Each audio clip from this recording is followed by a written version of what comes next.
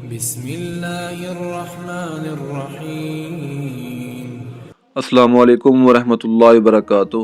آپ نے فرمایا کہ 7 طرح کے آدمی ہوں گے جن کو خدا اس دن اپنے سایہ میں جگہ دے گا جس دن اس کے سایہ کے سوا اور کوئی سایہ نہ ہوگا۔ اول، انصاف کرنے والا بادشاہ۔ دوسرے، وہ نوجوان جو اپنے رب کی عبادت میں جوانی کی امنگ سے مصروف رہا۔ تیسرا، ایسا شخص جس کا دل ہر وقت مسجد میں لگا رہتا ہے۔ چوتھے، دو شخص جو اللہ کے لیے باہم محبت رکھتے ہیں اور ان کے لیے ملنے اور جدا ہونے کی بنیاد محبت ہے۔